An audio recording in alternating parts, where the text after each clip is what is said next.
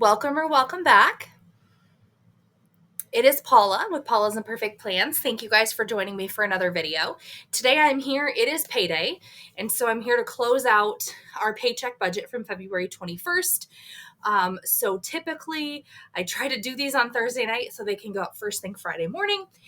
That didn't happen, so here we are Friday trying to do this. So my income, I had anticipated $1,400. It was $1,399 and 59 cents. My husband's was as expected. The interest from our high yield savings account was $35.25 this month. Our roundup, so when we put cash back into the bank to cover card expenses, we round up and that money goes back into our budget. This is where I track that. So $1.81 was our roundups. 2 weeks of plasma for me was $254. We had no extra income. I had completed savings challenges coming back into the budget. So $132. We completed, I think, 3 debt binder challenges. And then a week later or whatever, $312 completing Roll in the Rainbow. So $444 came back into our budget as completed savings challenges. If we come down to savings, whoops, that was more than we needed to do there. All right, if we come down to savings, so towards our emergency fund, we're saving 2025 and 2025. The budgeted amount for that was 75. I also put so 75 plus our high yield savings interest. So we ended up putting $110.25 towards our emergency fund, and I put $5 into each of my kids' individual savings accounts. Not like my sinking funds where I buy them things, but their savings accounts, for a savings total of $125.25, leaving us with $35.63.84 left to budget. Now, if we come down to our fixed expenses, that was fairly standard, nothing big there. So half of our internet bill, our phone bill, the donations that we do, what I consider donations, my giving, was $163.08. Our life insurance was $131, and that's it for fixed expenses. That was $516.77, leaving us with $3,047.07. If we go down to annual and semi-annual bills, I put $100 towards insurance, $35 towards vehicle registration, $8 towards my workout subscription, and $10 towards our next annual Mint Mobile for our extra third phone that stays at our home currently. Into variable expenses. So everything was pretty typical. Groceries, allowance. I didn't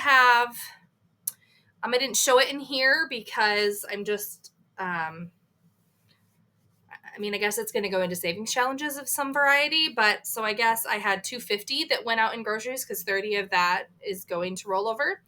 Allowance was $120, $70 for my husband, $50 for myself. Beauty, which is my pedicure, was $50. Drinks was $40, so I have another $20 from there. Dining out was $100. Donuts, well, some of that ended up going to challenges too, but I just pulled $1 here and there at a time. Our cash sinking funds got $150. School lunch bill was $124.80. Our Amazon subscriptions, which is all household items, toilet paper, paper towels, deodorant, soap, dishwasher pods,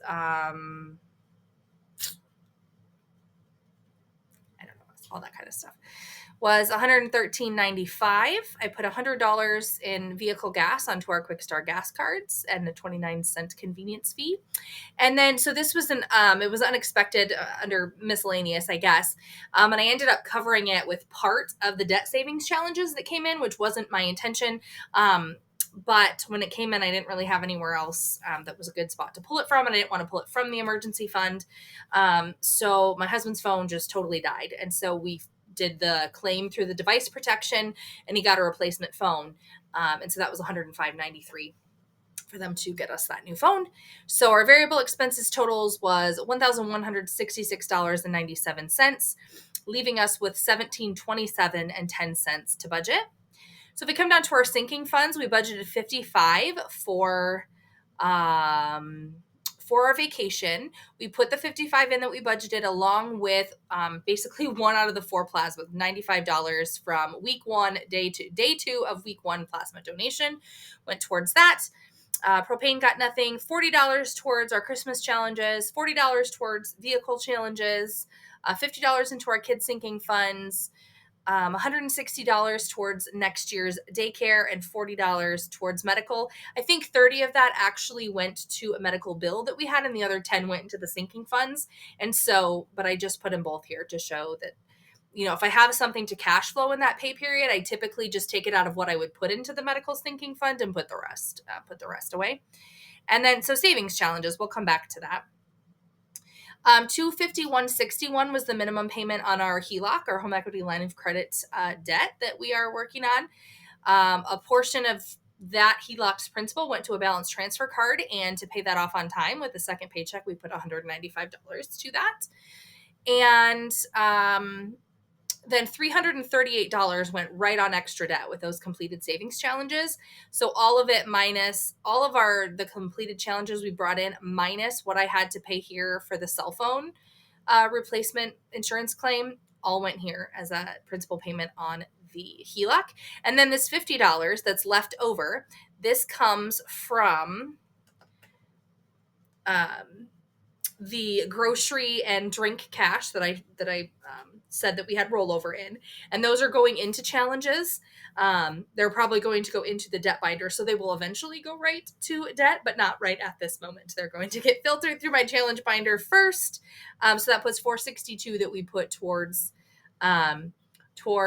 savings challenges. So where did that even go? That was all the extras. So originally it was 50 to minis, 12 to holidays, and $40 to the emergency binder, along with $124 to extra to the debt binder. Then if we come over here, we put an extra $26 extra budget money from expenses being less than we planned to the debt binder. 40 plus 119, so 159 went to the debt binder, a little bit into the unexpected binder from Plasma. $1 of rollover to make 119. My Plasma payout was 119. I was like, that's obnoxious. So I took that $1 from there to make it an even 120, and then 50 of rollover cash to challenges. So that's where all of that money came from. Most of that is going into the debt binder. That's kind of our main focus until we get the HELOC paid down a little bit more. So there's 49 cents left over. That's going to remain in the budget, in the buffer. I took the buffer category out, but that's where that's going to stay for the time being. So that is what I have for our budget closeout. So now I want to take you over to setting up for what we're doing for today's budget. So today is payday, and I was just going to come in and show you, I have a kind of a sample set up here, but on payday, this is my actual income. A little bit less than I thought, but this is the first paycheck after wages got adjusted and things, so I wasn't sure what that would look like with deductions. So that's what that is. That's my husband's. This will be my mileage reimbursement when it gets here, and I'm not expecting anything else. So that's at just right here on payday, $31.19 and 32 cents that we have to budget. So the first thing here is our emergency fund. We're budgeted $80. I think it's 3 different spaces on our Save 2025 and 2025 tracker to be 80 today. All of our fixed expenses should be right here. Should be right here as I'm planning for them.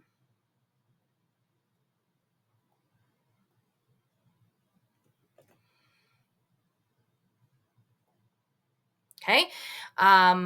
With $742.33 then in our monthly bills, fixed expenses, with $2296.99 left over, coming down to semi-annual bills. With our first paycheck of the month, we put $300 towards insurance, nothing towards registration, $8 for our workout subscription, and $5 towards Mint Mobile.